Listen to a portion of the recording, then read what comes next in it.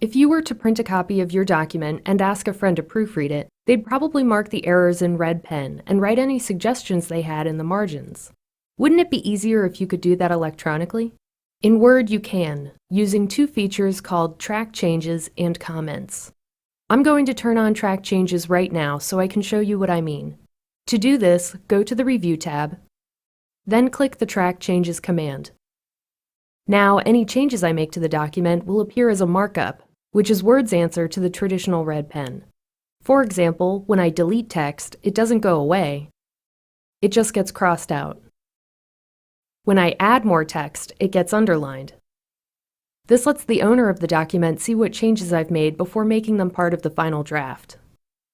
You can also add comments in the margins by selecting the text you want to comment on, then clicking the New Comment command.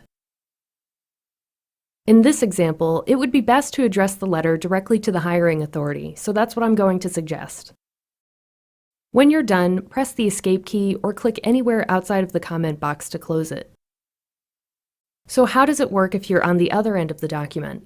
Well, as the original author, it's up to you to accept the changes to make them permanent or reject them if you disagree. Take this change here.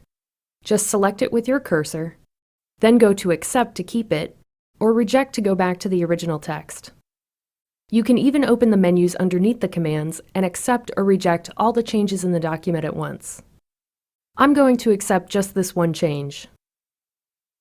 To remove any comments, start by selecting the comment box, then go to the Delete command.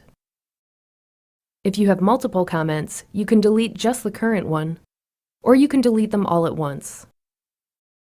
At this point, you might find it helpful to view some of the markup off to the side instead of in the text itself. This should make the document a little bit easier to read. First, go to the Show Markup command, then Balloons. Now click Show Revisions in Balloons, and many of the changes will move to the right margin, though any added text will still appear in line. If you want to hide all of the changes temporarily, take a look at the options in the menu here. Right now, what we're seeing is the final version of the document, but with all the changes and revisions still visible. Choose No Markup, and the markup will disappear, so we can see what the final draft might look like with all the changes in place. There's one thing to keep in mind though, and this is very important. Hiding the markup isn't the same as accepting all the changes. You still need to accept or reject the changes in your document before you send out the final version. Let's say someone reviewed and edited your document, but forgot to turn on Track Changes. It's still possible to accept or reject the changes they made using a neat feature called Compare. To get started, click Compare on the Review tab, then click Compare again. You'll need a copy of your original document and also of the revised version.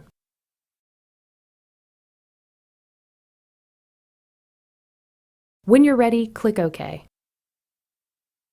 At this point, Word will compare the two documents and come up with a list of changes that were made between them.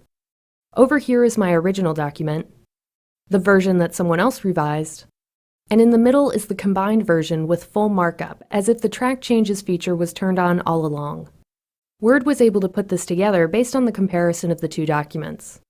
Now you can accept or reject the changes just like I showed you before. All of these features can be a huge help when it comes to collaborating on projects. They make it easy to keep track of revisions and communicate ideas back and forth, so you can work on the same document with friends, families, or coworkers.